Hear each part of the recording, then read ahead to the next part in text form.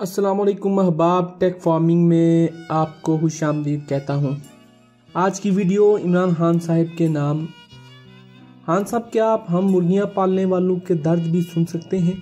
कुछ दिन पहले वज़ीर आज़म इमरान खान साहब ने अपनी तकरीर में मुर्गी और अंडे का जिक्र किया और उसे गुर्बत मिटाने का अहम जरिया भी करार दिया।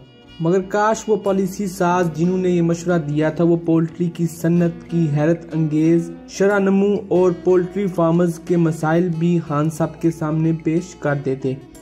जनाब वज़ीर आज़म साहब, पोल्ट्री फार्मर्स इस इंडस्ट्री का बुनियादी और मेन स्टेक होल्डर्स हैं और एक मरकजी किरदार में भी इसका इस्तहसाल भी इसी तरह होता है।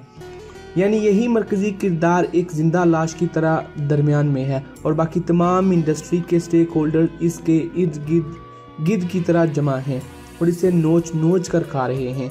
मगर कमाल है कि ये जिंदा लाश आज भी न सिर्फ जिंदा है बल्कि इन तमाम गिद्धों को भूखा नहीं मरने देती, बल्कि मजीद हैरत अंगेज तौर पर गिद्ध पहले से ज्यादा ताकतवर हो रहे हैं और इस जिंदा लाश यानी फार्मर्स का गोश्त है कि खत्म होने पर भी नहीं आ रहा।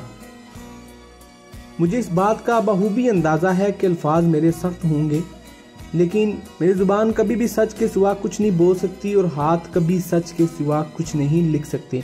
मोहतरम वज़ीर आज़म इमरान खान साहब, पोल्ट्री के तमाम स्टेक होल्डर्स के मुनाफा की शरह देखें।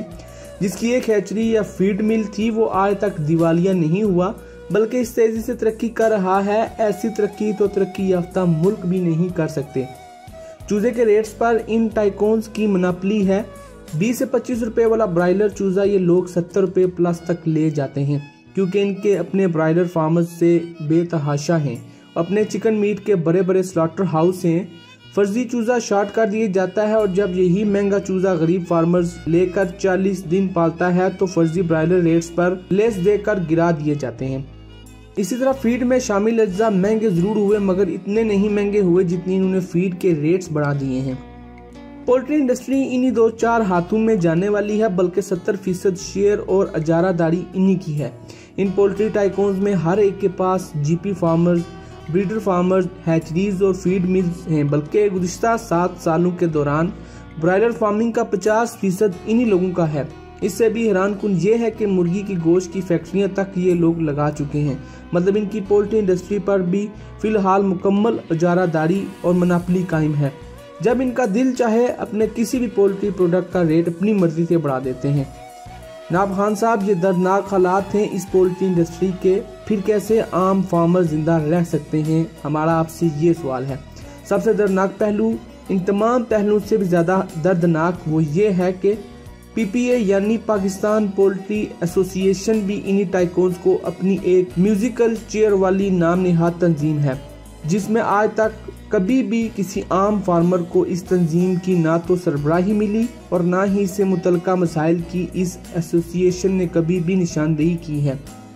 जिस तंजीम का काम था इस इंडस्ट्री के तमाम स्टेक होल्डर्स के मफादात का तहफ़्फ़ुज़ करना, मगर अफसोसनाक बात है कि वो इस इंडस्ट्री के बड़ों के मफादात का तहफ़्फ़ुज़ कर रही है। जनाब वज़ीर आज़म साहब, बराए करम एक कमीशन तश्कील दिया जाए जो चूजा फीड रेट पर मुनाफली की तहकीकात करे और इस इंडस्ट्री के तमाम स्टेक होल्डर्स बशमूल फार्मर्स के सब के जायज़ मुनाफे का तयन करे और बड़ी कंपनीज को नाजायज़ मुनाफाखोरी और फार्मर्स के इस्तहसाल से रोके। फिल फॉर ब्रायलर चूजे और फीड के ज़ालिमाना रेट्स पर एक्शन लिया जाए ताकि इस इंडस्ट्री के मेन स्टेक होल्डर्स फार्मर सुख का सांस ले सकें।